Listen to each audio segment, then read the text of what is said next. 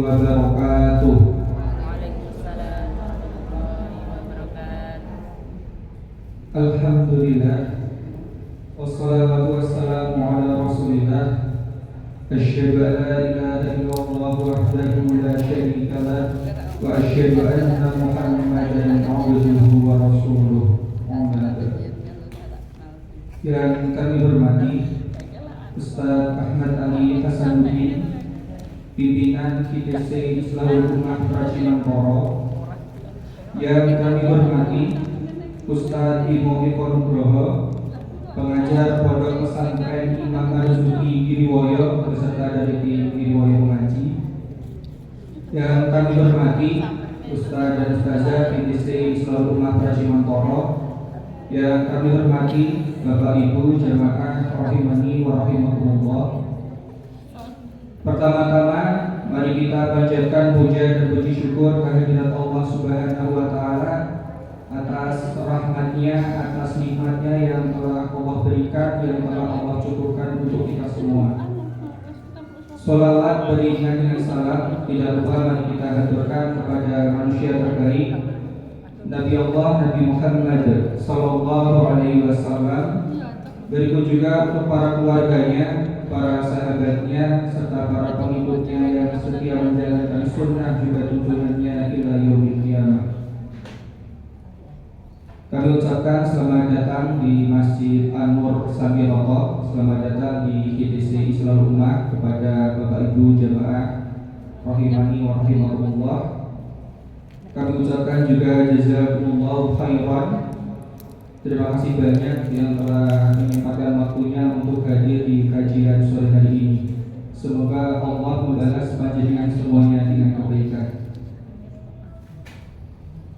Bapak Ibu jamaah rahimani wa rahimakumullah, sebelum kita memulai acara kajian pada sore hari ini, izinkan saya sebagai MC pada hari ini untuk membacakan susunan acara pada kegiatan kajian hari ini.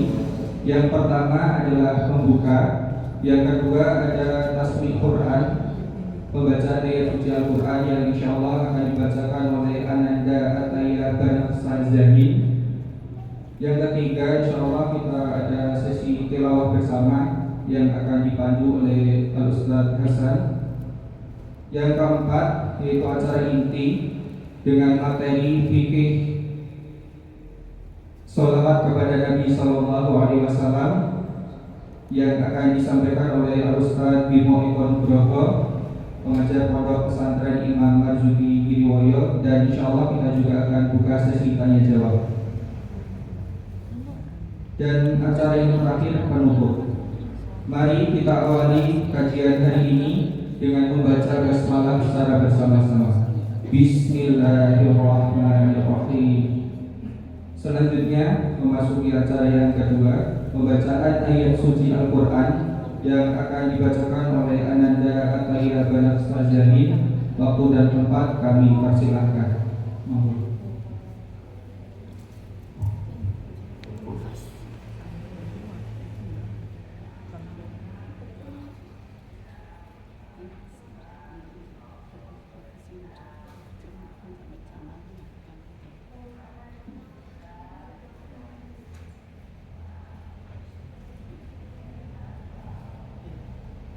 Assalamualaikum warahmatullahi wabarakatuh.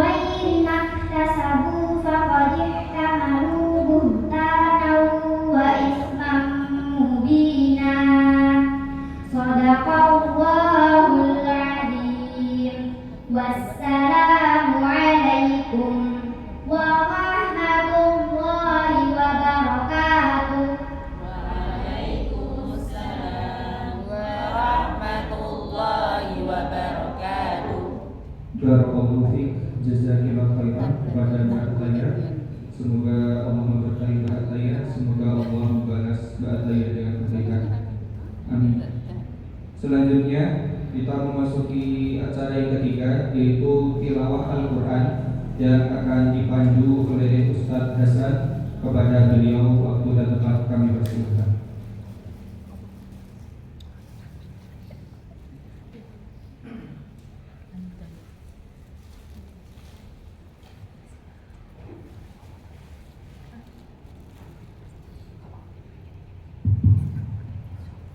Bismillahirrahmanirrahim.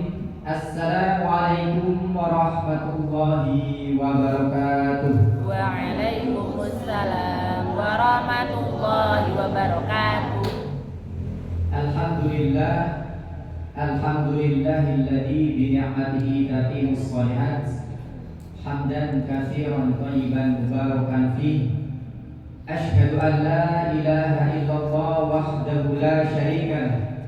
Wa asyhadu anna Muhammadan abduhu wa rasuluh. Allahumma shalli wa sallim wa barik ala nabiyyina Muhammadin wa ala alihi wa ashabihi ajma'in, amma ba'du. Yang terhormat kepada Ustadz Bimo Ikhwan Nugroho selaku pembicara pada kesempatan hari ini, dan yang kami hormati kepada semua asatidzah ITC Islahul Ummah Praci Mangmoro, dan kepada yang kami hormati Bapak Ibu hadirin semua peserta kajian pada kesempatan hari ini ya. Alhamdulillah, marilah kita senantiasa memanjatkan puji syukur kehadirat Allah Subhanahu wa taala yang mana berkat rahmat dan nikmatnya pada kesempatan hari ini kita bisa bersama-sama bertemu ya, menghadiri kajian rutin ya, kalimah kajian rutin Islahul Ummah yang insyaallah kita laksanakan setiap bulan sekali. Semoga Allah Subhanahu wa taala senantiasa memberikan keistiqomahan pada kita semuanya, senantiasa mencondongkan diri kita semuanya untuk senantiasa condong dalam kebaikan-kebaikan. Allahumma amin. Shalawat dan salam marilah kita haturkan di junjungan besar kita Nabi Muhammad sallallahu alaihi wasallam, pada keluarganya, para sahabatnya, dan juga kepada orang-orang yang senantiasa istiqomah mengikuti ajarannya. Dan semoga kita semuanya akan mendapatkan syafaat dari beliau kelak di akhirat nanti. Allahumma amin. Bapak Ibu yang dirahmati oleh Allah Subhanahu wa taala, sebelum kita mulai ke kajian ya, mari kita bersama-sama tadarus ya. Kita membaca Al-Quran. Semoga Allah Subhanahu wa taala menurunkan keberkahan untuk kita semuanya. Silakan didengarkan, nanti diikuti. Kita baca surat An-Nas ya. A'udzu billahi minasy syaithanir rajim. Bersama-sama 1 2 3. A'udzu billahi minasy syaithanir rajim. Bismillahirrahmanirrahim. Bismillahirrahmanirrahim. Qul a'udzu birabbin nas. Qul a'udzu birabbin nas. Malikin nas.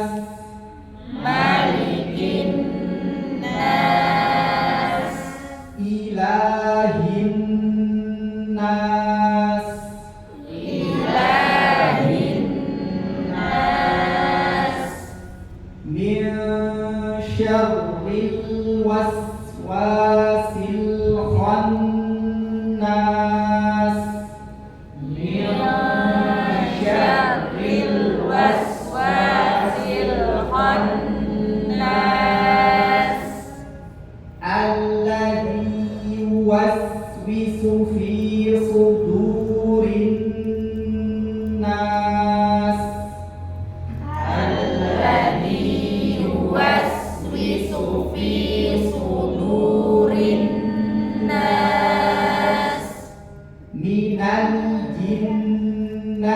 wan nas. Minal jinnati wan nas. Baik, satu surat lagi, surat Al-Falaq. Silakan dibuka. Bismillahirrahmanirrahim. Bismillahirrahmanirrahim. Qul a'udzu birabbil falaq. A'udzu birabbil falaq. Min syarri ma khalaq. Min syarri ma khalaq. Wa min syarri ghasiqin idza waqab. Wa min syarri ghasiqin idza waqab. Wa min syarri naffatsati fil 'uqad. Wa min syarri naffatsati fil 'uqad. Wa min syarri hasidin idza hasad. Wa min syarri hasidin idza hasad. Allahumma arhamna bil Qur'an. Silakan nanti di rumah dibaca-baca terus ya, surat An-Nas sama surat Al-Falaq ya. Baik, insyaallah cukup dari kami. Mengakhiri, wassalamualaikum warahmatullahi wabarakatuh.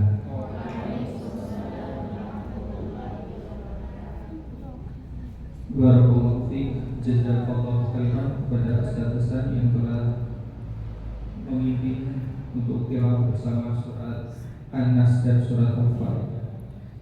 Selanjutnya kita memasuki acara yang keempat atau acara inti dengan tema fikih sholawat kepada Nabi Muhammad SAW yang akan disampaikan oleh Ustaz Bimo Eko Nugroho. Kepada beliau waktu dan tempat dipersilakan.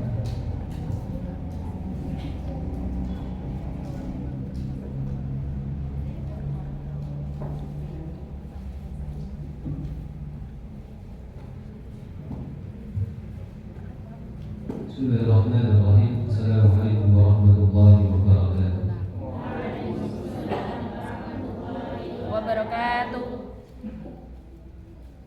Alhamdulillahi ala ihsanih wa syukru lahu ala taufiqihi wa imtinanihi. Wa asyhadu an la ilaha illallah wahdahu la syarika lah ta'ziman li sya'nihi wa asyhadu anna Muhammadan 'abduhu wa rasuluhu ad-da'i ila ridwanihi. Salawatullahi ta'ala alaihi wa ala alihi wa ikhwanihi wa sallama tasliman katsiran amma ba'd. Jamaah rahimani wa rahimakumullah. Bapak Ibu Ustaz-Ustazah pengajar apa ini? ITC ITC. ITC yang senantiasa dirahmati oleh Allah Subhanahu wa taala. Ini pakai bahasa Jawa atau bahasa Indonesia? Bahasa Indonesia. Marilah kita bersyukur kepada Allah Subhanahu wa taala yang telah memberikan kepada kita banyak karunia, banyak kenikmatan, termasuk kenikmatan yang Allah Subhanahu wa taala berikan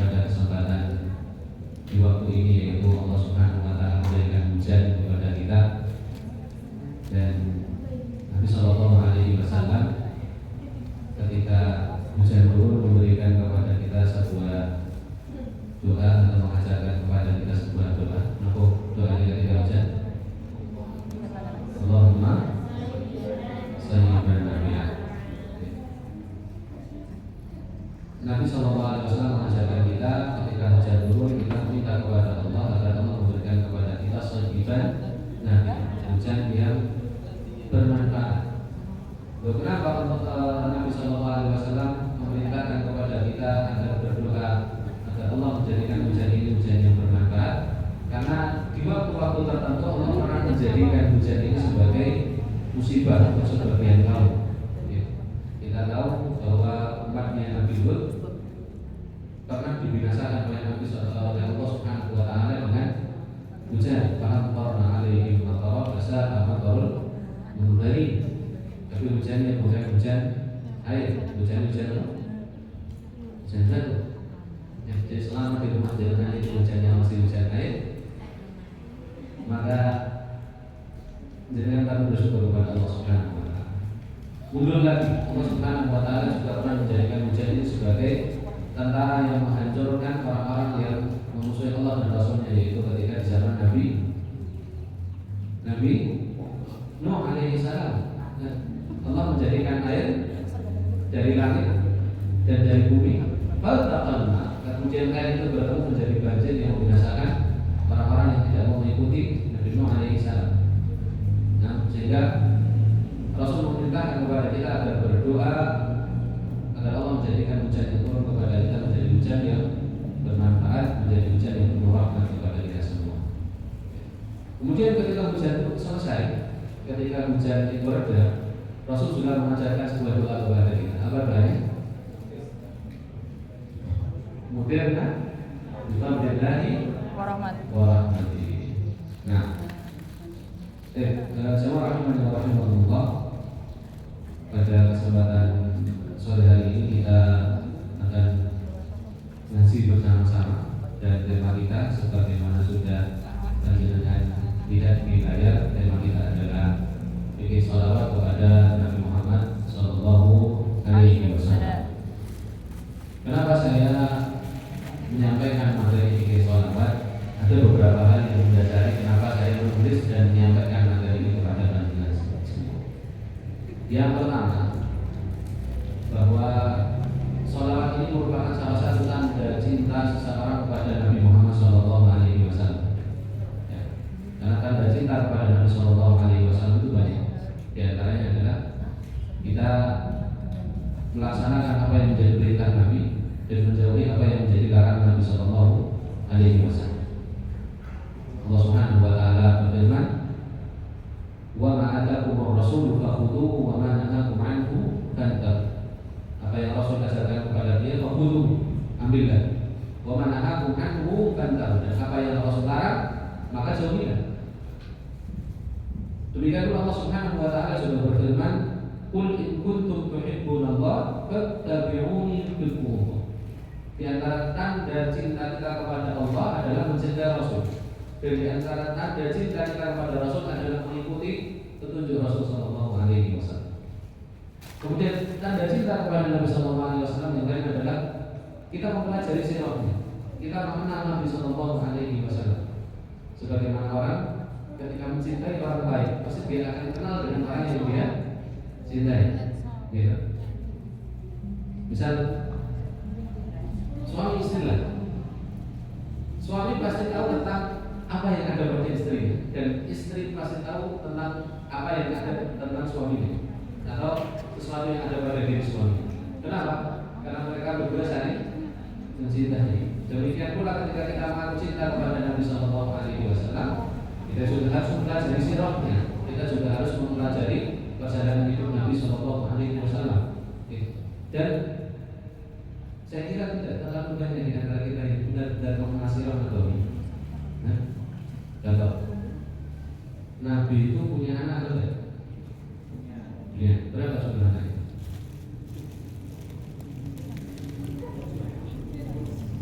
Jawab tidak banyak berbeda. Ada berapa anaknya Nabi? 7. Saya sebutkan satu. Abdullah, Ibrahim, terus Rukaya, Untung, Fatimah, Abdul Kalian, Zainab,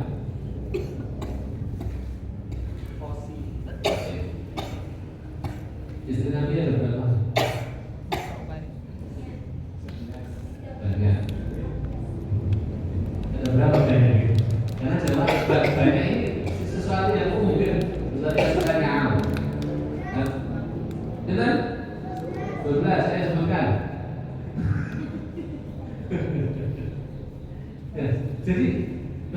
itu tidak terlalu benar-benar mengenal Nabi kita Sallallahu Alaihi Wasallam. Maka mulai sekarang kita mulai belajar dalam dulu ya. Sebagai salah satu tanda cinta kita kepada Nabi Sallallahu Alaihi Wasallam. Kemudian tanda cinta kepada Nabi yang ketiga, ini yang paling gampang, yaitu sering mengucapkan sholawat kepada Nabi Sallallahu Alaihi Wasallam. Ini tanda cinta yang paling gampang. Kenapa? Karena ketika seseorang mencintai orang lain, dia masih akan sering menyebut namanya. Iya. Dan ketika kita mengaku cinta kepada Nabi Sallallahu Alaihi Wasallam, maka kita pasti akan sering menyebut nama Nabi Sallallahu Alaihi Wasallam. Ini alasan pertama kenapa saya membuat materi ini, yaitu untuk sebagai tanda cinta kita kepada Nabi Sallallahu Alaihi Wasallam. Yang kedua, sayangnya dalam menyampaikan rasa cinta itu terkadang banyak orang yang salah dalam menyampaikan rasa cinta kepada Nabi Sallallahu Alaihi Wasallam. Tidak kemudian seseorang itu ketika mencintai orang lain bebas melakukan apapun, karena semuanya ada batasnya. Demikian pula ketika kita mengaku cinta kepada Nabi Sallallahu Alaihi Wasallam, bagaimana ekspresi cinta kita kepada Nabi. Oke. Contoh, jadi ya baru-baru kemarin, jangan pasti lihat di YouTube ada sholawat, terus yang ke sholawat joget-joget. Pernah lihat? Pak Terus kalau belok apa? Ya. Ketika ditanya, kok sampai joget-joget? Ini karena saya sangat cinta kepada baginda Nabi. Kalau saya nggak mau cinta. Ada juga yang perempuan juga yang joget-joget. Kalau kata sekarang velocity ya, dengan joget-joget yang seperti itu atau apakah yang seperti itu benar sholawatnya atau tidak? Yang ketiga, selain cara menyampaikan, cara mengekspresikan rasa cintanya, yang ketiga banyak lafaz-lafaz sholawat itu yang aslinya bukan sholawat, tapi karena bahasa Arab dan orang Indonesia itu salah satu penyakitnya apa? Ketika ketemu sesuatu yang berbau Arab dianggap Quran atau hadis atau sholawat, itu penyakit orang Indonesia atau yang otak dua. Penyakit orang Indonesia. Kenapa? Karena kita jauh dari bahasa Arab. Sehingga apa? Banyak kemudian lirik-lirik yang sebenarnya bukan sholawat, tapi karena yang berbahasa Arab akhirnya bisa dianggap sebagai sholawat. Contoh, kemarin ada yang mungkin tidak pernah dengar, ada sholawat yang judulnya sholawat ala bali, yang kurang lebih saya ini ala bali walan tadari min ijrali min layali sinin tawila sibtilali. Atau ada lagi yang nanti seperti ini, habita yauman lakina dan seterusnya. Itu sebenarnya bukan sholawat, tapi karena yang membawakan pakai sarung, pakai koko, pakai peci, ya kan? Akhirnya dianggap sebagai apa? Sholawat. Padahal kalau jangan lihat arti dari liriknya, itu bukan sholawat, itu lagu-lagu cinta, cuman bahasa Arab. Jadi nggak ada bedanya dengan band-band yang nyanyi lagu cinta di bahasa Indonesia.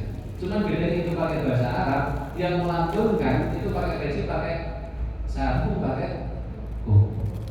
Nah ini tiga alasan yang membuat saya kenapa menulis bikin tentang sholawat kepada Nabi Sallallahu Alaihi Wasallam. Agar apa? Agar kemudian sholawat yang kita sampaikan kepada Nabi, saya yakin semua yang bersholawat itu niatnya baik untuk mengagungkan Nabi Sallallahu Alaihi Wasallam. Tapi ternyata niat yang baik itu tidak cukup, kecuali harus dengan amalan yang benar. Dikatakan bahwa kami muridin bil khairi lam yusib. Betapa banyak orang yang menginginkan kebaikan tapi tidak mendapatkan kebaikan itu sendiri. Kenapa? Karena caranya salah. Maka sore hari ini, nama kesusun ini selalu kita akan belajar tentang fikih sholat. Nah, yang pertama, sholat itu jadi apa? Apa arti dari sholawat itu sendiri sebenarnya? Jadi kalau kita lihat secara bahasa, sholawat itu dari kata bahasa Arab sholat, yusolli, sholatan. Jadi sholawat dengan sholat itu berasal dari akar kata yang sama, yaitu sholat, yusolli, sholatan, yang maknanya adalah doa. Sholat, kenapa disebut sholat? Karena isinya doa. Ini nomor. Jadi ketika sholat berdoa ada, berdoa mulai dari takbiratul ihram sampai salam. Itu semua isinya doa, sehingga disebut sebagai sholat. Sholawat kepada Nabi itu disebut sholawat. Kenapa? Karena isinya doa. Sehingga ketika kita mengucapkan sholawat kepada Nabi Shallallahu Alaihi Wasallam, pada waktu itu kita sedang berdoa, sedang mendoakan Nabi Shallallahu Alaihi Wasallam. Jadi sholawat artinya apa? Doa. Kita sepakati sholawat artinya apa? Doa. Sehingga akan terjawab sebenarnya alasan-alasan yang saya sampaikan di depan tadi. Apakah pantas kemudian doa sambil joget-joget? Enggak.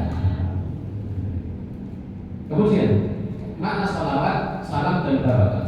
Karena terkadang seorang muslim saja, ada seorang mengucapkan Allahumma sholli wa sallim wa barik ala nabiyina Muhammad. Ini lafaz sholawat yang paling ringkas, yang paling sering diucapkan. Dan dalam kalimat ini terkandung 3 hal. Yang pertama adalah sholawat itu sendiri, kedua salam, ketiga barakah. Ketika seorang mengucapkan Allahumma sholli ala nabiyina Muhammad, Allahumma sholli wa sallim wa barik ala nabiyina Muhammad, secara tidak langsung dia meminta kepada Allah 3 hal untuk diberikan kepada Nabi. Pertama sholawat, yang kedua salam, yang ketiga berkah. Jadi ini semua bermakna apa? Doa kepada Nabi Sallallahu Alaihi Wasallam. Jadi sekali lagi sholawat itu bermakna doa. Ketika seseorang mengucapkan sholawat, berarti dia sedang berdoa kepada Allah untuk memberikan hal-hal ini kepada Nabi Sallallahu Alaihi Wasallam. Kemudian apa dasarnya kita mengucapkan sholawat kepada Nabi Sallallahu Alaihi Wasallam? Dasarnya adalah yang dibacakan tadi. Sama siapa tadi namanya? Ataya. Kalau tadi sempat mikir, Ataya ini artinya apa? Karena banyak orang yang namanya Ataya. Ataya artinya apa? Karena ini kita bisa Ataya. Itu kalau kita lihat di bahasa Arab, Ataya itu artinya datang tapi berbulan. Ataya. Dengan buka surat Al-Kahfi. Belakangan ada atas sedikit. Ataya. Fanqalaqa hatta idza ataya ahla qaryatin istam'ama ahlaha fa'abaw an yudayyibu. Ketika mereka datang ke sebuah qarya, ke sebuah kampung untuk minta dijamu, penduduk kampung itu enggak mau menjamu. Siapa mereka berdua tadi? Nabi Musa dan Nabi Khidir. Ataya tadi datang. Dan saya mikir mungkin maknanya bukan ataya tapi atoya. Karena atoya itu bentuk jamak dari atiyah, yang artinya pemberian, hadiah, karunia. Oh mungkin maknanya adalah atoya. Jadi bukan ataya, atoya, bukan pakai ta lalu pakai peninggian profesional ini. Tidak marah? Yang dibacakan tadi ayatnya di Quran surat Al-Ahzab ayat 56. Dan ini ayat yang sering dibacakan khatib ketika sholat Jumat. Inna Allaha wa malaikatahu yusalluna 'alan nabi ya ayyuhalladzina amanu sallu 'alaihi wa sallimu taslima. Sesungguhnya Allah dan malaikat-malaikatnya bersolawat kepada Nabi. Wahai orang-orang yang beriman, bersolawatlah kamu kepada Nabi dan ucapkanlah salam sebagai penghormatan kepadanya. Kalau kita perhatikan dalam ayat ini, salawat itu ada 3. Salawatnya Allah, salawatnya malaikat, dan salawatnya orang-orang yang beriman. Jadi Allah bersalawat, malaikat bersalawat, orang-orang Islam, orang-orang beriman juga bersalawat. Dan yang jadi masalah adalah Allah bersalawat iya, tapi bagaimana bentuk salawatnya dan apa maksud dari salawatnya Allah? Apakah Allah juga mengucapkan Allahumma shalli ala Muhammad? Kemudian yang kedua, salawatnya malaikat. Bagaimana bentuk salawatnya malaikat? Yang ketiga, salawatnya orang-orang beriman. Kalau salawatnya orang-orang beriman, kita sudah bahas tadi di depan. Nah, bentuknya adalah apa tadi? Doa. Baik. Coba sekarang kita kupas ayat ini sebentar. Baik. Ada beberapa ulama, kalau kita buka tafsir Ibnu Katsir, tafsir Al-Qur'an Al-Azim, kita akan lihat makna dari sholawat. Jadi apa itu sholawatnya Allah, apa itu sholawatnya malaikat? Pertama, Imam Bukhari mendatangkan riwayat dari Abdul Aliyah. Abdul Aliyah mengatakan apa? Salatullahi tanamuhu alaihi indal malaikah. Salawat Allah kepada Nabi maknanya adalah Allah memuji Nabi SAW di kalangan malaikat. Jadi bukan Allah mengucapkan Allahumma sholli ala Muhammad, tetapi Allah Subhanahu wa taala memuji Nabi SAW. Kemudian beliau melanjutkan wassalatul malaikat ad-du'a. Adapun salawatnya malaikat sama seperti salawatnya orang-orang beriman. Maknanya apa tadi? Doa. Jadi ada yang saya salawat ini, salawat ayo salawat wa gusti Allah baik salawat. Tapi bagaimana salawatnya Allah? Ternyata salawatnya Allah kepada Nabi Muhammad adalah Allah memuji Nabi Muhammad di kalangan malaikat. Dari riwayat lain dari Imam At-Tirmidzi rahimahullah taala beliau mengatakan perkataan dari Sufyan Ats-Tsauri rahimahullah taala. Sufyan Ats-Tsauri mengatakan salatu Rabbi ar-Rahmah. Salawat Allah kata Imam Sufyan Ats-Tsauri, salawatnya Allah kepada Nabi Muhammad maknanya adalah rahmat. Wa salatul malaikati al-istighfar. Adapun salawatnya malaikat maknanya adalah istighfar. Malaikat memintakan ampun. Istighfar juga termasuk doa atau tidak? Termasuk doa. Sehingga kalau kita simpulkan salawat Allah maknanya pujian atau rahmat. Jadi adapun salawatnya malaikat maknanya apa tadi? Doa atau istighfar. Mari kita ulang. Salawat Allah kepada Nabi Muhammad maknanya apa tadi? Yang pertama, pujian atau rahmat. Oke. Adapun salawatnya malaikat kepada Nabi Muhammad maknanya apa tadi? Doa atau istighfar. Bisa jadi. Oke. Jadi ini makna dari ayat yang kita sebutkan di awal tadi, itu yang dibacakan di awal tadi. Innallaha wa malaikatahu yusholluna 'alan nabi ya ayyuhalladzina amanu shallu 'alaihi wa sallimu taslima. Jadi dalam ayat ini terkandung 3 salawat, salawatnya Allah kepada Nabi Muhammad, salawatnya malaikat kepada Nabi Muhammad, dan salawatnya orang-orang beriman kepada Nabi Muhammad. Salawatnya Allah bermakna pujian atau rahmat, salawatnya malaikat dan orang-orang beriman sama, bermakna apa? Doa atau istighfar.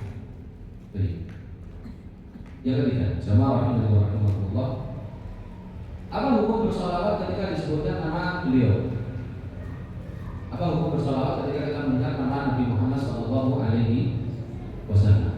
Nah, para ulama dalam hal ini berbeda pendapat. Ada di kalangan para ulama yang mengatakan bersalawat ketika mendengar nama Nabi Muhammad SAW hukumnya sunnah. Namun ada pula yang berpendapat bahwa bersalawat ketika kita mendengar nama Nabi Muhammad SAW itu hukumnya wajib.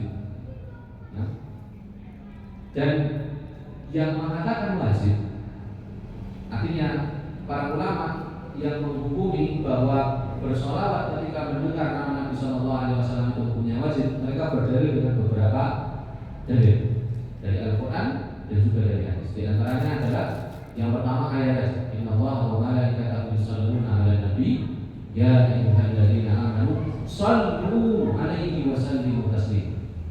Di ayat tadi ada kalimat shallu wasallimu. Kalau kita belajar bahasa Arab, kalimat sallu wasallimu itu bentuknya adalah kalimat perintah. Dan dalam usul fikih, ketika kita bilang kalimat itu perintah, maka secara asal hukumnya apa? Wajib. Nah, walaupun nanti ada perincian-perincian, bahkan nanti perintah bermakna sunnah dan seterusnya. Tapi secara asal, yang namanya perintah itu hukumnya wajib. Sementara dalam ayat ini kita diperintahkan untuk bersolawat, mengucapkan salam kepada Nabi, kita mendapati kalimatnya dengan kalimat perintah. Berarti sholawat dan salam ketika mendengar nama Nabi hukumnya apa? Wajib. Terlepas dari tadi khilaf di depan. Ada yang mengatakan sunnah, ada yang mengatakan wajib. Tapi kita sebutkan dalil-dalil ulama yang mengatakan bahwa sholawat ketika mendengar nama Nabi itu hukumnya wajib. Kemudian di antaranya adalah hadis riwayat Al-Bazzar bahwa Nabi SAW pernah naik mimbar 3 kali, 3 tingkatan. Terus kalau jangan melihat mimbar Nabi, replika mimbar Nabi, Mimbar Nabi itu cuma anak tangga 3 tingkat. Nabi biasa berdiri di tingkat kedua dan duduk di tingkat ketiga. Nabi SAW ketika naik mimbar, beliau mengucapkan amin 3 kali. Tiba-tiba sahabat itu mendengar Nabi ketika naik mimbar itu Nabi bilang amin, amin, amin. Maka kemudian para sahabat bertanya kepada Nabi, wahai Nabi, kenapa engkau mengucapkan amin, amin, amin? Padahal di waktu itu tidak ada para sahabat yang berdoa. Ternyata Nabi SAW mengatakan ada Jibril. Jibril telah mendatangi.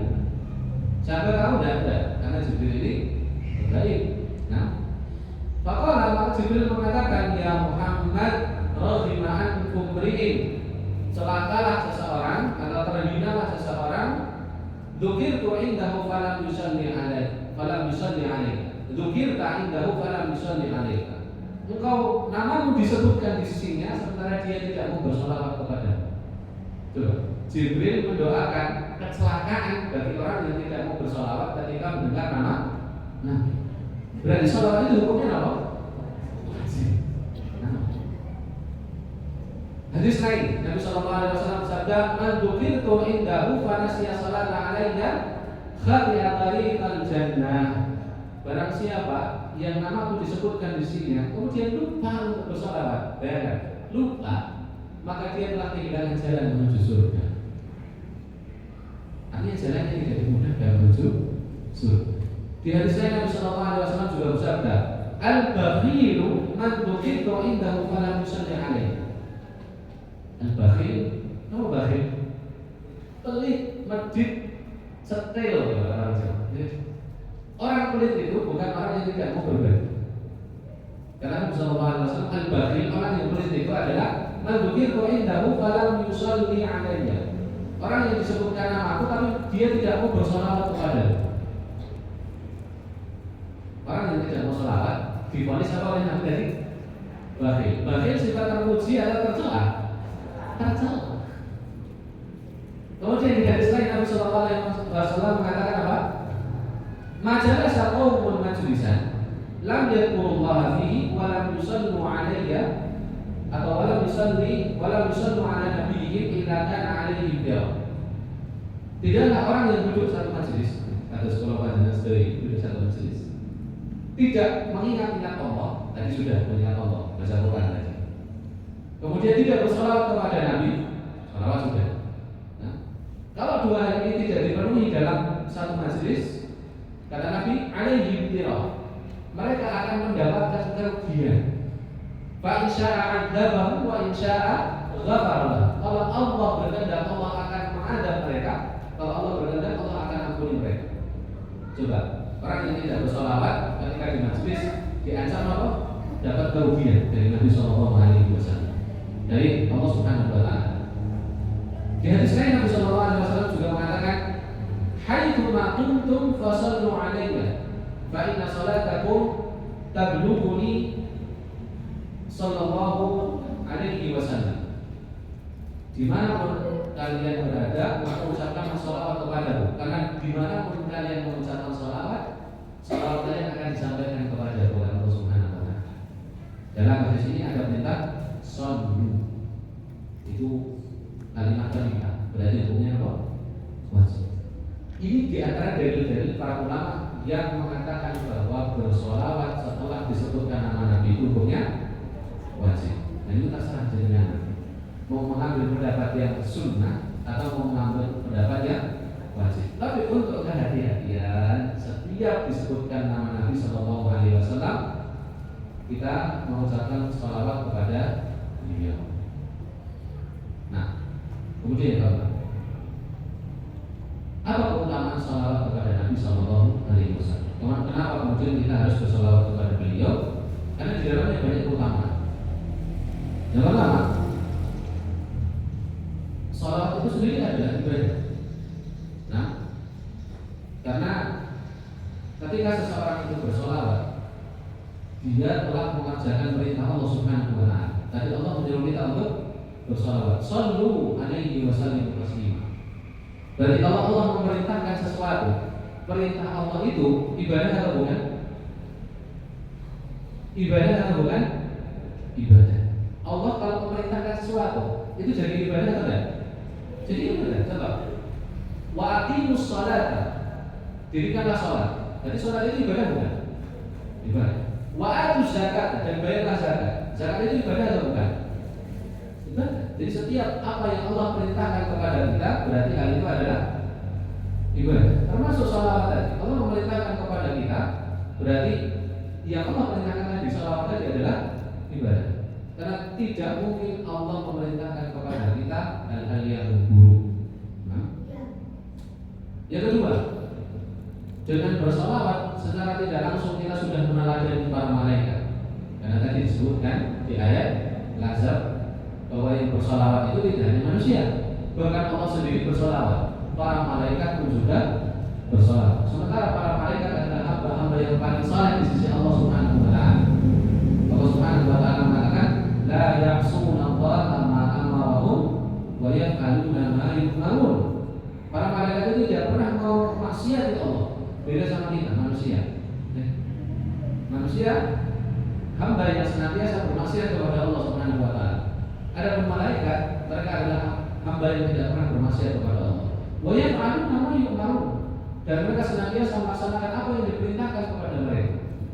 Jadi ketika kita bersolawat, kita meneladani apa yang dilakukan oleh hamba yang paling saleh di antara hamba-hamba Allah, yaitu para malaikat. Keutamaan salawat yang ketiga, barang siapa yang bersalawat kepada Nabi Sallallahu Alaihi Wasallam maka akan diangkat derajatnya dan diampuni dosa-dosanya. Kata Nabi Sallallahu Alaihi Wasallam, "Man shalla 'alaihi shalatan wahidatan, sallallahu 'alaihi asyra shalawat." Barang siapa yang bersalawat kepadaku satu kali, maka Allah akan bersalawat kepadanya 10 kali. Coba, saya kira salawat Allah kepada makhluk atau kepada hamba, maknanya apa tadi? Rahmat atau pujian. Jadi barang siapa yang bersalawat kepada Nabi, maka Allah akan memujinya 10 kali di hadapan para malaikat. Nah, wahukkat anhu asyru khatayat, dan akan dihapuskan baginya 10 kesalahan-kesalahan. Wa rufi'at lahu asyru darajat, dan akan ditinggikan derajatnya di sisi Allah 10 derajat. Ini ganjaran untuk berapa kali salawat? 1. Dan yang tinggal dikalikan saya tidak sesuai dengan banyaknya dengan bersalawat. 1 salawat memberikan 10 pujian dari Allah Subhanahu wa taala, mengampuni 10 dosa, meninggikan 10 derajat. Yang berikutnya, di antara faedah salawat adalah salawat termasuk salah satu sebab dikabulkannya doa. Maka Khattab radhiyallahu anhu mengatakan, inna du'a mauqufun bainas samai wal ardh. Sesungguhnya doa itu tertahan antara langit dan bumi. La yasqutu minhu syai'un hatta tusalli 'ala nabiyyika sallallahu alaihi wasallam. Tidaklah doa itu bisa naik ke langit kecuali disertai dengan sholawat kepada Nabi kalian sallallahu alaihi wasallam. Jadi mungkin ini salah satu jawaban atas pertanyaan jenengan, kenapa saya kalau berdoa kok tidak pernah dikabulkan atau sulit dikabulkan? Karena di dalamnya tidak ada sholawat. Jadi kalau berdoa, memang Allah Maha tahu kepada kita, iya. Tetapi Allah memerintahkan kepada kita untuk benar-benar menjadi hamba yang utuh, menjadi hamba yang menampakkan kefakiran kita kepada Allah Subhanahu wa taala. Dan di antara salah satu cara menampakkan kefakiran kita adalah dengan berdoa. Dan salah satu kunci berdoa yang dikabulkan oleh Allah adalah bersolawat kepada Nabi Sallallahu Alaihi Wasallam. Terus nanti kalau jangan berdoa, mukadimahnya adalah pujian kepada Allah, kemudian bersolawat, lalu setelah itu jangan sampaikan hajat jenengan. Namun ketika jenengan berdoa langsung Allahumma inni as'aluka, tidak pakai mukadimah, jadi langsung jalur. Nah, ya jenengan bayangkan saja, jenengan kalau minta kepada makhluk, misal jenengan ibu-ibu mau minta kepada suami, kira-kira langsung minta atau pakai ritual khusus kira-kira? Pasti pakai ritual khusus, mau berbuat baik kepada suami kita, misal sendiri dipakani, bajunya disiapkan. Sarapannya sing mau iwak tahu, iwak tempe, ya. Diganti apa? Daging misalnya. Agar apa? Agar menarik hati suami sehingga ketika nanti waktunya meminta, suami akan mengabulkan. Merayu, ini kan seperti itu. Maka salah satu bentuk rayuan kita kepada Allah dalam berdoa adalah pertama memuji Allah Subhanahu wa Ta'ala. Yang kedua mengucapkan apa? Sholawat. Baru setelah itu sampaikan hajat-hajat dengan bisa yang paling simpel gitu. Ketika jenengan berdoa, jenengan ucapkan A'udzubillahi minasyaitonir rajim. Bismillahirrahmanirrahim. Alhamdulillahirabbil alamin. Allahumma shalli ala Muhammadin wa ala ali sayyidina Muhammad. Baru jenengan minta hajatnya. Itu sudah memenuhi dua persyaratan tadi. Ujian kepada Allah ketika kita mengucapkan alhamdulillah, kemudian sholawat kepada Nabi. Kemudian di antara faedah sholawat, sholawat itu salah satu sebab seseorang mendapatkan syafaat dari Nabi Sallallahu Alaihi Wasallam di hari kiamat. Rasul Sallallahu Alaihi Wasallam bersabda, "Man shalla alaiya hina yusbihu 'ashran wa hina yumsi 'ashran adrakat syafa'ati yaumil qiyamah." Barang siapa yang di waktu pagi bersolawat kepadaku 10 kali, di waktu petang atau di waktu sore bersolawat kepadaku 10 kali, maka nanti dia akan mendapat syafaat pada hari kiamat. Maksudnya apa? Esok 10, sore 10. Nah, ini di antara faedah-faedah kenapa kita bersolawat kepada Nabi Sallallahu Alaihi Wasallam. Kemudian berikutnya, sama rahimahullah. Lalu kapan kita bersolawat kepada Nabi? Kapan saja kita bersolawat kepada Nabi? Secara asal, solawat kepada Nabi bisa dilakukan kapanpun dan dimanapun. Tetapi ada waktu-waktu yang khusus, waktu-waktu yang kita diperintahkan untuk bersolawat kepada Nabi SAW secara khusus di waktu-waktu tersebut. Di antaranya adalah yang pertama, ketika tasyahud. Ketika tasyahud, terutama di tasyahud akhir. Nabi SAW mengajari Ka'ab bin Ujrah bacaan salawat yaitu ketika di tasyahud akhir. Dan kalau kita lihat nanti lafaz salawat di dalam tasyahud itu banyak riwayatnya, lebih dari 10 riwayat. Dengan nanti buka buku sifat salat Nabi, tulisan Syekh Muhammad Nasiruddin Al-Albani. Di situ disebutkan riwayat-riwayat salawat dari Nabi SAW lewat jalur para sahabat. Terus salawat yang kita baca di sholat kita hari ini itu hanya salah satu dari sekian banyak riwayat salawat yang datang dari Nabi SAW yang diamalkan oleh para sahabat. Yang kedua, setelah adzan, orang yang setelah adzan berdoa secara tidak langsung dia sedang bersolawat kepada Nabi SAW. Kenapa doa setelah adzan? Allahumma rabb hadhihi da'wati tammah wassalatil qa'imah ati Muhammadanil wasilata wal fadilah. Berarti ketika kalimat ati Muhammadanil wasilata wal fadilah, kita mendoakan Nabi sallallahu alaihi wasallam agar mendapatkan wasilah. Wasilah itu apa? Tempat paling tinggi di surga yang berada di bawah arsy Allah Subhanahu wa taala. Di tempat paling tinggi di surga namanya wasilah. Sholawat bukan itu. Sholawat, karena tadi kita sudah belajar bahwa arti dari sholawat tadi apa? Doa. Terus kan jangan setelah ada kau berdoa, secara tidak langsung dengan sedang bersolawat kepada Nabi Sallallahu Alaihi Wasallam. Nah, dan apa fadilahnya? Karena Nabi Sallallahu Alaihi Wasallam,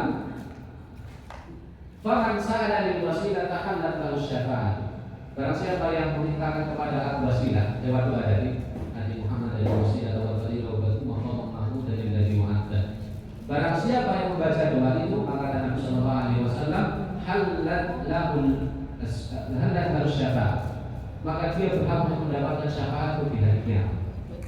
Di salah satu sudah bersahabat, salah satunya adalah dengan ketika selesai adzan baca doa setelah adzan. Karena dengan baca doa setelah adzan secara tidak langsung dengan bersolawat kepada Nabi Sallallahu Alaihi Wasallam. Jika ketika masuk dan keluar masjid, kita diperintahkan untuk bersolawat kepada Nabi Sallallahu Alaihi Wasallam. Jadi kalau jangan lihat di situ ada doa masuk masjid itu benar apa salah? Benar, sahih. Tapi itu potongan. Dari beberapa riwayat doa masuk dan keluar masjid. Kalau kita lihat lafaz lengkapnya di beberapa riwayat di hadis riwayat Ibnu Majah, hadis ini doa masuk masjid itu diawali dengan menyebut nama Allah dan sholawat.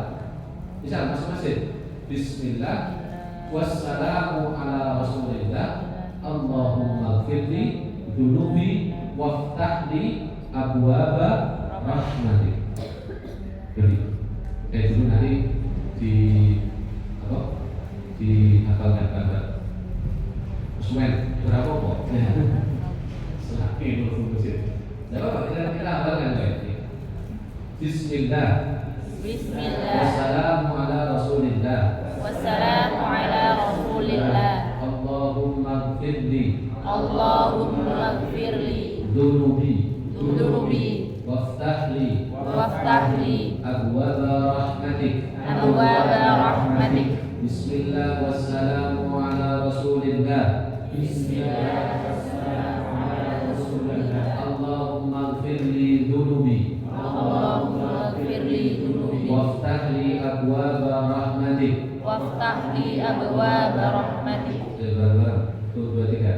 Bismillah wassalamu ala Rasulillah. Allahumma gfirli dunubi waftahli abwaba rahmatik. Keluar masjid sama, bedanya akhirnya. Kalau tadi waftahli abwaba rahmatik, kalau keluar masjid waftahli abwaba fadlik. Atau pakai riwayat jangan juga bisa. Nah, kalau yang biasa dibaca Allahumma inni as'aluka min fadlik. Yang penting awalnya ada bismillah diikuti dengan sholawat. Bismillah wassalatu wassalamu ala Rasulillah. Allahumma qilli dunubi waftahli abwaba fadlik. Atau Allahumma inni as'aluka min fadlik. Tidak masalah. Yang penting diawali dengan bismillah dan sholawat. Kemudian keempat, ketika mengawali doa seperti yang sudah saya sampaikan tadi, bahwa di antara ada berdoa kata Nabi Shallallahu Alaihi Wasallam. Nabi Shallallahu Alaihi Wasallam pernah melihat seseorang itu berdoa tapi doanya tergesa-gesa. Jadi kalau pernah lihat ada video orang Afrika itu umroh atau haji atau mana, kemudian di depan Ka'bah dia minta fulus, duit.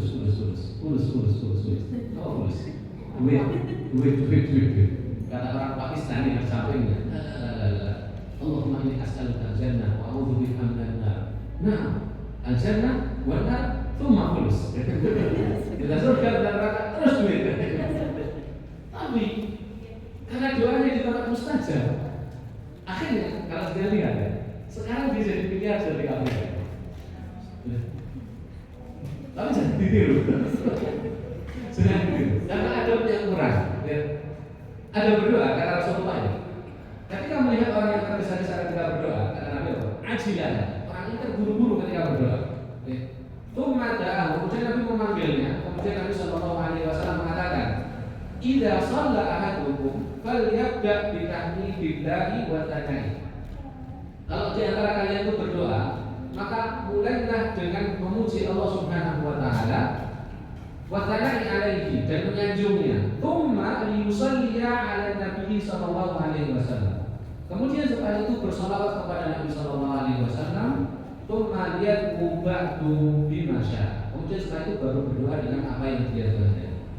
Jadi di antara ada berdoa dengan memuji Allah, setelah itu bersolawat kepada Nabi, setelah itu baru dengan sampaikan hajat-hajatnya kepada Allah Subhanahu wa taala. Yang kelima, waktu di antara kita bersolawat adalah ketika nama beliau disebutkan. Jadi sudah saya bahas panjang lebar bahwa di antara ulama yang mengatakan sunnah, ada yang mengatakan wajib. Jadi yang lebih berhati-hati adalah kita selalu mengucapkan salawat ketika nama Nabi Shallallahu Alaihi Wasallam disebutkan. Yang keenam, wabil khusus ketika hari Jumat, kata Nabi Shallallahu Alaihi Wasallam, "Akhtiru alayya min as-salati fi kulli yawmi Jumatin." Perbanyaklah, artinya di hari-hari yang lain juga bersolawat. Wabil khusus hari Jumat lebih banyak lagi solawat. Kenapa? Karena salata ummati tu'radu alayya fi kulli yawmi Jumat. Kata Nabi, karena hari Jumat itu hari di mana sholawat umatku disampaikan kepada. Paman kana aktarukum alaihi salatan kana aqrabahu minni manzilah. Barang siapa yang paling banyak sholawatnya, maka dia adalah orang yang paling dekat kedudukannya nanti di surga bersama. Jadi kalau jenengan ingin dekat dengan kanjeng Nabi di surga, perbanyak apa? Salawat. Nah, pertanyaannya adalah, tadi saya sedikit menyinggung di depan lirik-lirik atau lafaz salawat yang aslinya bukan salawat. Dan terus lafaz salawat itu yang sebenarnya itu tribun atau lafaz salawat yang paling afdal itu bagaimana? Tentu kalau kita katakan lafaz salawat yang paling afdal adalah lafaz salawat yang disampaikan oleh Nabi Sallallahu Alaihi Wasallam. Dan sebenarnya salawat yang paling afdal ini setiap hari pasti kita baca di dalam salat. Nah, yang para ulama mengatakan ini dinamakan dengan salawat Ibrahimiyah. Di salawat Ibrahimiyah adalah salawat yang paling afdal. Allahumma shalli ala Muhammad wa ala ali Muhammad kama shallaita ala Ibrahim wa ala ali Ibrahim innaka Hamidum Majid. Allahumma barik ala Muhammad wa ala ali Muhammad kama barakta ala Ibrahim wa ala ali Ibrahim innaka Hamidum Majid. Ini salawat yang paling afdal. Jadi jangan kalau ada waktu longgar baca salawat ini, jangan ngelamun. Bisa dengan naik motor daripada ngelamun di jalan, jangan perbanyak salawat ini. Lagi pula ini adalah salawat yang paling afdal. Dan terus kalau buat salawat yang lain pun atau boleh tidak bersalawat dengan lafaz-lafaz yang lain selain dengan salawat Ibrahimiyah yang kita sebutnya di depan. Boleh atau tidak? Secara asal tidak masalah. Yang penting intinya apa tadi? Doa. Karena salawat tadi maknanya adalah doa. Yang penting di dalam isinya doa kepada Nabi Sallallahu Alaihi Wasallam, maka tidak masalah. Ya, misal kita ucapkan Sallallahu Alaihi ya Rasulullah, atau Allahumma shalli ala Muhammad, atau assalatu wassalamu alaika ya Habibullah, dan yang sejenisnya. Yang ini adalah mendoakan Nabi Sallallahu Alaihi Wasallam, maka hal itu tidak masalah. Dengan catatan tidak terkandung di dalam kalimat-kalimat tadi kata-kata yang gulu atau berlebihan kepada Nabi Sallallahu Alaihi Wasallam. Apa maknanya gulu? Kita mendudukkan Nabi Sallallahu Alaihi Wasallam melebihi derajatnya. Karena Nabi Sallallahu Alaihi Wasallam betapa mulianya beliau adalah seorang hamba. Makanya Nabi itu adalah abdu wa rasuluh. Walaupun beliau rasul, beliau adalah hamba. Yang kita tidak pantas untuk minta kepada seorang hamba walaupun hamba itu mulia. Allah memerintahkan kepada kita ud'uuni astajib lakum. Kalau kita berdoa, kita minta langsung kepada Allah Subhanahu wa taala. Karena ada beberapa salawat-salawat yang intinya itu bukan mendoakan Nabi, tapi berdoa kepada Nabi. Mereka minta kepada Nabi, mereka mengatakan Nabi itu yang bisa menyelesaikan segala macam urusan, yang bisa menjadi solusi atas segala macam problem dan seterusnya. Yang mana itu mereka minta kepada Nabi Sallallahu Alaihi Wasallam. Pada meminta hanyalah kepada siapa? Allah. Dan kita sepakat kita tidak boleh meminta kepada makhluk walaupun kedudukannya tinggi di sisi Allah Subhanahu wa taala. Jadi boleh membuat salawat-salawat yang lain boleh, atau menggunakan lafaz-lafaz salawat yang lain boleh, dengan catatan tidak ada bentuk permohonan kepada Nabi Sallallahu Alaihi Wasallam. Ingat, salawat adalah kita berdoa kepada Allah, bukan berdoa kepada Nabi Sallallahu Alaihi Wasallam. Lalu boleh tidak dalam salawat kita menambahkan kalimat Sayyidina atau Maulana? Ini sih jadi rame biasanya. Makanya jadi oleh Nabi Sayyidina, jadi orang Nabi Sayyidina. Mana yang benar? Boleh tidak kita menambahkan Sayyidina atau Maulana? Sayyid itu maknanya tuan. Maulana, Maula artinya penghulu, pemimpin. Boleh tidak? Secara asal boleh. Misal kita mengatakan Allahumma shalli ala Sayyidina wa Maulana Muhammadin. Boleh tidak? Boleh. Selama lafaz-lafaz ini di luar lafaz sholawat yang sudah ditentukan. Misal ketika adzan, kalau adzan asyhadu anna Muhammadar Rasulullah, ada seperti tidak ada yang adanya asyhadu anna sayyidana Muhammadar Rasulullah, tidak ada. Jadi boleh nambah sayyid boleh, Maulana boleh, tetapi di luar atau di luar sholat misal. Karena bacaan tahiyat tadi, sholawat Ibrahimiyah tadi tidak ada sayyidina, maka tidak tidak perlu ditambahkan sayyidina. Kalau yang sudah paten tidak usah ditambah. Tapi kalau di luar itu mau tambah sayyidina, mau tambah maulana, tidak masalah. Nah, yang terakhir, bolehkah mengikat kalimat sholawat dengan sawi? Sawi itu artinya kalau bahasa Indonesia gaji. Ini bahasa Inggris itu Cenjo. Nah, sama. Gaji juga. Iya, Gaji. Ya, sholawat tebal gitu. Dan biasa. Atau kadang dengan atau Arab dan isot, gitu kan? Atau sholam, sebagian kita ada tulis sholam di beberapa kitab. Boleh tidak kan sebenarnya menyingkat seperti ini? Karena singkatan seperti ini seakan-akan umum ya di masyarakat kita, bahkan di buku-buku pelajaran, undangan-undangan mulai dari RT sampai tingkat kabupaten Muhammad SAW gitu. Boleh tidak seperti ini? Baik. Kami akan bawakan pendapat dari beberapa ulama. Contoh, ilmu sholat, bukan salah, sholat. Ilmu sholat menyebutkan dua hal yang harus dijauhi ketika menulis nama Nabi Sallallahu Alaihi Wasallam. Pertama, kata ilmu sholat hendaknya sholawat itu ditulis dengan teks yang kurang, atau tidak boleh sholawat itu ditulis dengan teks yang kurang. Misal kurang hurufnya atau kurang katanya tidak boleh. Nah, atau ditulis dengan kata yang kurang maknanya. Misal cuma ditulis wasallam tanpa sholawat atau tanpa kata sholat. Kata itu sholat. Pendapat lain dari Imam Jalaluddin As-Suyuti. Kata beliau apa? Wa yuqra'u ramzu ilaihi bima. Nah, dan dimakruhkan. Apa arti makruh? Dibenci. Dibenci itu sama dengan tidak disukai. Hanya orang-orang yang kurang sehat yang melakukan sesuatu yang tidak disukai. Dibenci menulis fil kitabati bi harfin atau harfaini kama yaktubuha sholhan bal yaktubuha bi kamaliha. Kata Imam Jalaluddin As-Suyuti, makruh hukumnya menulis sholawat dengan satu atau dua huruf. Misal pakai shol atau shol'an atau termasuk juga SAB. Hukumnya apa? Makruh. Bahkan seorang itu harus menulisnya dengan sempurna. Banyak tubuh harus dikamali. Nah, kemudian Imam As-Sakhawi beliau mengatakan hendaknya para penulis itu menjauhi ar-ramzalah, menulis sholawat dengan rumus atau dengan kode. Contoh tadi SAB atau shot. Nah, fi khatika di dalam tulisanmu di antara tasira minha ala harfaini wa nahwi dzalika fadakunu manqushatan, baik itu dengan satu huruf ataupun dengan dua huruf, sehingga seakan-akan sholawat itu menjadi kurang. Intinya adalah dari beberapa pendapat yang kami sampaikan tadi, hukum meningkat sholawat kepada Nabi itu hukumnya apa?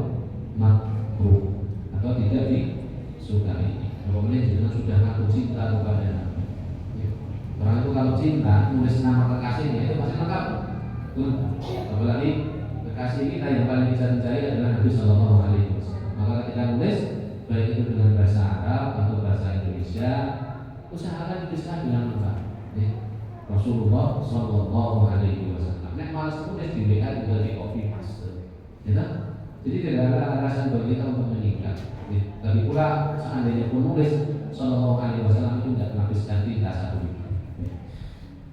Mungkin itu yang bisa saya sampaikan untuk pertemuan pada sore hari ini tentang masalah salawat kepada Nabi Sallallahu Alaihi Wasallam. Barangkali dari apa yang sampaikan ini ada pertanyaan, kami persilakan. Wallahu a'lam bishawab. Barakallahu fiik, jazakallahu khairan kepada Ustaz Bintang Bapak. Selanjutnya, monggo yang ingin bertanya, boleh tempat kami masuk. Monggo, mungkin dari ibu-ibu ada pertanyaan terkait materi yang telah disampaikan.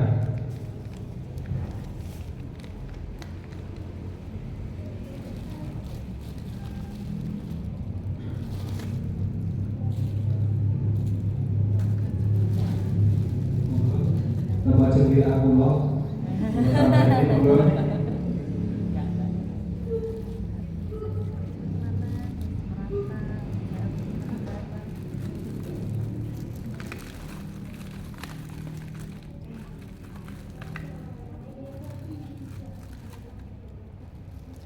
Betul enggak?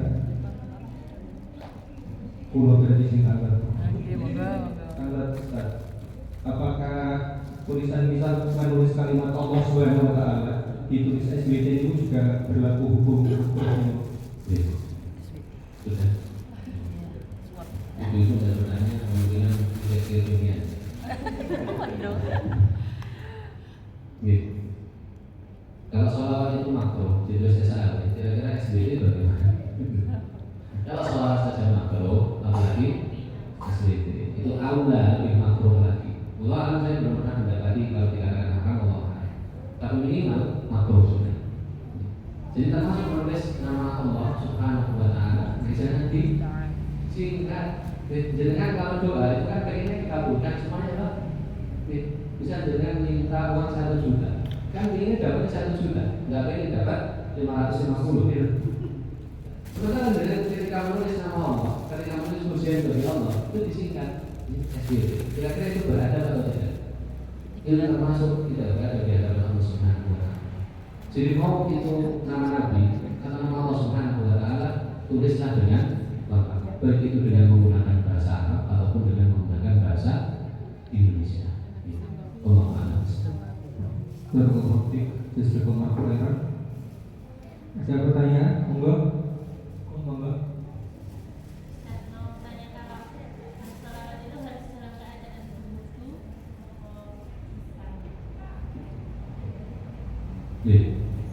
Apakah sholawat itu harus dalam keadaan berwudu? Karena tidak ada syarat bersholawat dalam keadaan berwudu. Jadi beda dengan ketika kita membaca Al-Quran, harus dalam keadaan suci. Bahkan sebagai ulama mengatakan orang junub itu tidak boleh membaca. Kita tidak bilang pegang, bacanya saja tidak boleh. Di antaranya pendapat Imam Ahmad bahwa orang yang membaca Al-Quran kita tidak boleh dalam keadaan junub. Ada bersolawat itu berbeda dengan Al-Quran. Maka orang yang bersolawat boleh dalam keadaan apapun, sekalipun orang itu dalam keadaan junub atau dalam keadaan tidak berwudu, boleh membaca sholawat kepada Nabi Sallallahu Alaihi Wasallam. Tidak ada persyaratan untuk berwudu terlebih dahulu. Begitu Allah Subhanahu. Berkomunikasi justru pemakulan. Selanjutnya mungkin ada pertanyaan lagi. Monggo. Oke, belakang monggo. Apakah sholawat itu boleh kita ucapkan untuk kebaikan dunia di dunia? Ini mobil disolawati gitu ya. Ini pertanyaan saya dulu. Apakah kemudian sholawat itu boleh untuk perkara-perkara dunia? Ini sudah dibahas oleh beberapa asatidz yang ringkasnya seperti ini. Sholawat itu adalah kita mendoakan Nabi Sallallahu Alaihi Wasallam. Walaupun memang kalau kita lihat tadi, sholawat itu merupakan salah satu faktor dikabulkannya doa dari kita sudah bahas. Tapi bukan berarti kemudian ketika kita melihat sesuatu yang kita inginkan, sholawati, kita tetap harus minta kepada Allah Subhanahu wa taala dengan berdoa. Cuma dalam doa tadi kan ada adab-adabnya. Kita memuji Allah kemudian bersolawat kepada Nabi Sallallahu Alaihi Wasallam. Itu yang pertama. Kemudian yang kedua, membiasakan hal-hal seperti itu mengajak hati kita atau mengajak seseorang untuk berorientasi dengan akhirat untuk mendapatkan hal-hal yang sifatnya duniawi. Padahal tadi kita sudah sebutkan, fadilah sholawat itu lebih besar daripada apa yang kita inginkan. Di antara tadi adalah sholawat itu semakin banyak orang bersolawat semakin dekat dengan Nabi Sallallahu Alaihi Wasallam. Apa anda terpikir, gitu ya? Ketika orang itu bersolawat, mau berpikir misalnya dia pengen mobil, sholawatnya hasilnya. Ketika dia pengen dengan sholawat itu mobil, tapi dia tidak berpikir dengan sholawat itu dia bisa dekat dengan Nabi Sallallahu Alaihi Wasallam. Jadi itu mendidik hati kita dengan ibadah untuk memperbanyak hal-hal yang sifatnya dunia. Padahal harusnya seorang muslim dengan ibadahnya banyak memikirkan sesuatu yang sifatnya apa? Ukhrawi akhir. Jadi tidak tepat ketika seseorang ingin sesuatu kemudian sholawatin aja. Enggak, kalau ada sesuatu minta langsung kepada Allah Subhanahu wa Ta'ala. Dengan apa? Berdoa. Nah, dalam berdoa tadi ada pada itu salah satunya adalah membaca sholawat. Sehingga kalau ini sholawatin aja itu tidak pas atau tidak. Hendaknya orang itu kalau banyak bersholawat orientasinya adalah akhirat. Orientasinya adalah akhirat. Seperti itu. Wallahu a'lam bishawab. Barakallahu fiik, jazakallahu khairan. Monggo, masih ada pertanyaan lagi? Itu artinya saya bisa menjawab saya.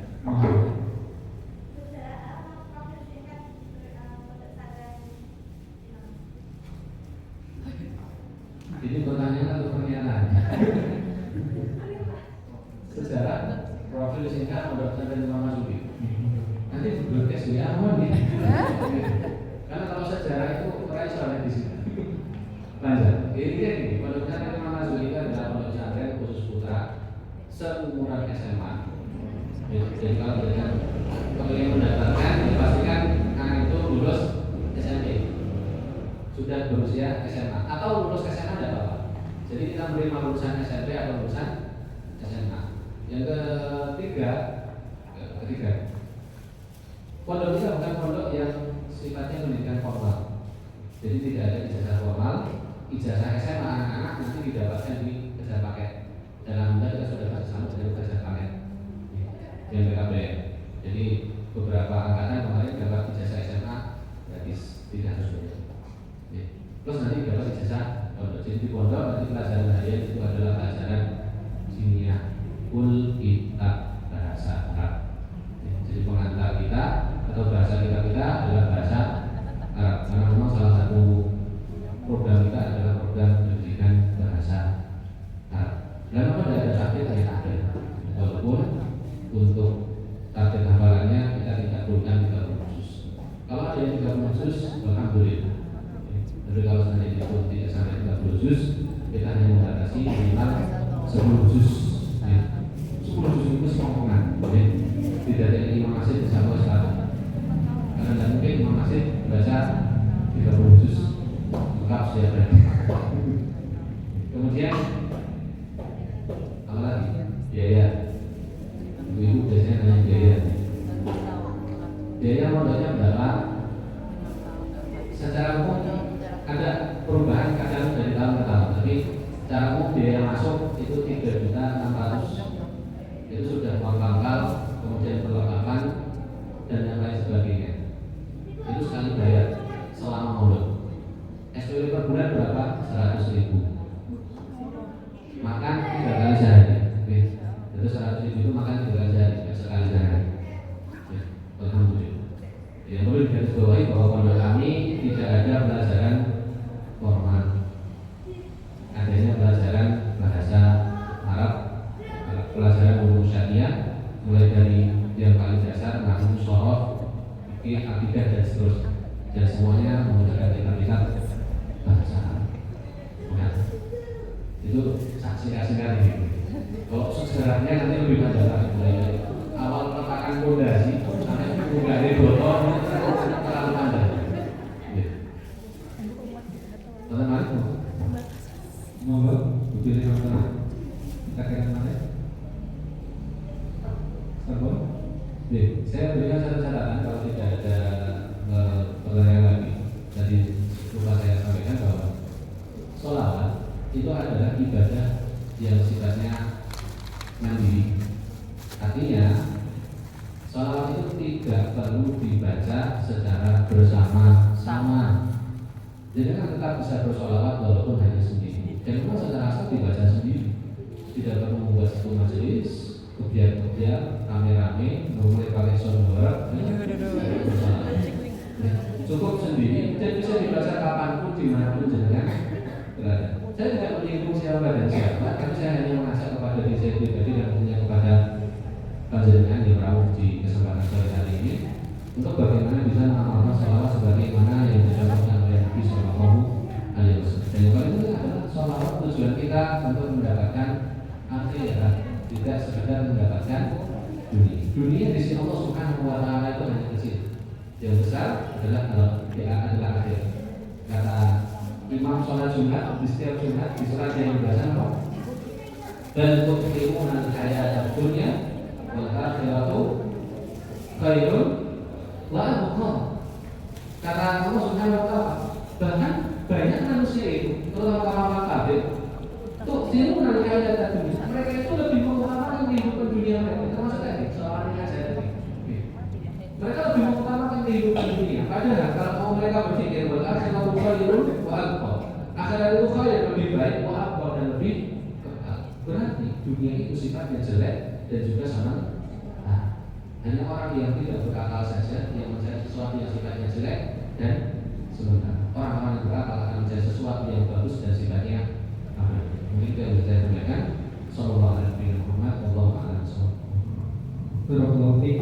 Jazakallahu khairan kepada Ustaz Iwan Global yang telah menyampaikan banyak materi pada hari ini, dan alhamdulillah pertanyaan-pertanyaan juga sudah terjawab. Yang terakhir tadi sekilas tentang pondok pesantren Imam Marzuki sudah dijawab juga. Alhamdulillah.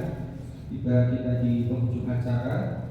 Sebelum kajian sore hari ini kita tutup, kita doa secara bersama-sama. Kami mengucapkan jazakumullah khairan kepada semuanya, Bapak Ibu jemaah rahimani wa rahimakumullah yang telah hadir, yang walaupun cuacanya ya hujan, agak mendung, di sebelah selatan sudah mendung. Ya, terima kasih banyak Bapak Ibu yang telah hadir. Semoga ilmu yang kita dapat hari ini dapat bermanfaat, dapat kita amalkan, dan tentunya bisa menjadi amal kita untuk ke akhirat bersyukurnya Allah Subhanahu wa taala. Mari kita tutup dengan membaca doa kafaratul majelis secara bersama-sama. Subhanallah wa bihamdihi asyhadu an la ilaha illa anta astaghfiruka wa atubu ilaik. Alhamdulillahirabbil alamin. Kurang dan lebih dari saya selaku pembawa acara mohon maaf. Akhir kata, wassalamualaikum warahmatullahi wabarakatuh.